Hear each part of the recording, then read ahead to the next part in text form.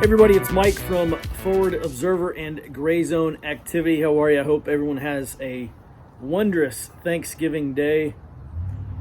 I have a couple notes. I've been thinking about this for a while, and it's something that I want to share, pass along to you because I think it's very important. It's actually one of the most important things that you can do to prepare, and that is understand the situation you're getting yourself into. So a few weeks ago, buddy and I took him hog hunting.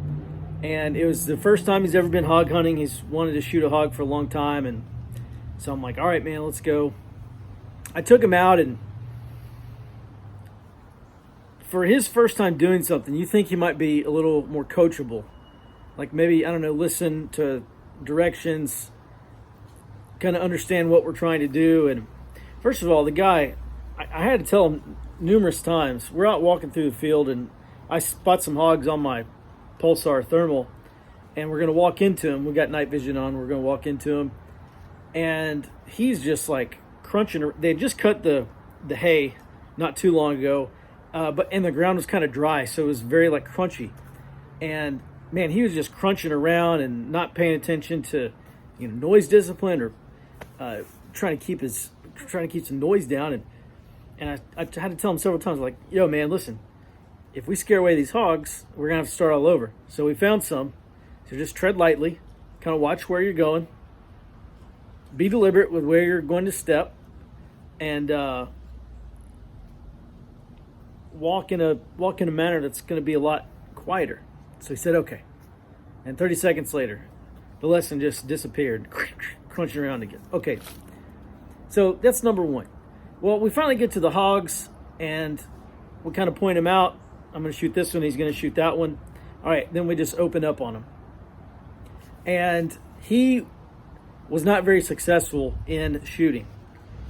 And so he eventually just kind of opened up and just started going pop, pop, pop, pop, pop. And, we have neighbors. This is like 2 or 3 in the morning. And there's also some shooting lanes because we're trying to shoot down into like a creek area and not over these hills that are off that way. So we have like a really good lane to shoot through where there's no obstructions. We don't have to worry about what lies beyond our target because it's just dirt. And so I had to yell at him for that. And then we get out there, and we've been talking about keeping hog meat because he's been talking about hog meat. Oh, let's get some hog meat. Let's try to cook it. So I'm like, all right, man. So I say, look, go get the Kubota. And I'll be here. I'm going to drag these hogs up to the same spot. I shot 2 of them. I downed 2 of them pretty fast. And then, I don't know, I shot like 3 or 4 as they were squirming out. And they went and died on somebody else's ranch, I guess. We couldn't find them the next morning or that night for that matter. So at any rate, he goes and gets the Kubota, drives it down. I'm dragging the hogs up the hill just to like a central point. And so we load them up, and he doesn't want to touch the hogs. Now, yeah, hogs are dirty, and they're a little bit less dirty now because it's gotten cold. Some of the bugs and stuff have started dying off of them. But he didn't really want to pick them up, so he's like, he's got his little, Susie fingers trying to pick this hog up without touching it very much. And so at any rate, we throw him up in the back of the Kubota, finally get him up there. The biggest one's like 80 pounds, and it's just kind of, it's just like brute force strength, man. It's kind of tough to swing up there. Plus the Kubota's kind of high, so you really got to get it up there. At any rate, and then we go back and look. I'll finish up the story. He didn't really want to get his hands dirty. He wanted to go shoot hogs. He wanted the hog meat, and he just didn't want to get his hands dirty. And this is a friend of mine who I might have to go through some difficult times with in the future because we've talked about it a lot. Oh, the other thing too is he quit. He decided he was going to go to sleep. Now, admittedly, he was tired. I was tired. It's 3:30 in the morning. Everybody's tired. And he decided he's going to go to sleep. And it takes about 30 minutes for us to clean up. So as I was like hosing off, cleaning my knives and hosing off the concrete where we had been pulling the back straps and other meat out of this hog, he decides he's just going to go to sleep. Okay, so he quits on me, and I got 30 minutes to clean up by myself. Okay, I learned a hard lesson the easy way. That's the way I look at it. Because, yeah, it did piss me off. that he was all about it. He's all about doing the easy things, and he's not all about doing the hard things. He just did not want to be there for it. He wanted all the results, but wanted no part in the process, in the difficult part of the process. So my advice to everybody is the friend or family members that you think you're going to go through SHTF with, or some emergency or hard times with, go take them and go do hard, difficult things and see how they react. And make sure that they're not going to quit on you. Make sure that they're going to be up for every second of the trip or whatever you end up doing. I think in January we have like a weekend, like a 24 or 48 hour kind of bug out thing. Live out of your 24-hour bag or your bug out bag, or we call them sustainment kits, whatever. We're going to go do that as a group in January. And, it's going to be cold for us in Texas. And I want to see who's going to bitch out of that trip. I want to see the guy that says, oh, it's going to be 20 degrees. Oh, it's going to be 35 degrees. I'm not going anymore. Or the guy that gets out there and he's like, man, I'm not cut out for this. I'm not spending the night out here. I'm leaving. Go do tough things with your friends and you will find out. It's better to find out now than later. Find out who has it and who doesn't. And then for the people that don't have it, they either need to be coached up and given the mindset of, hey, this is going to suck, but we're all going to get through it together.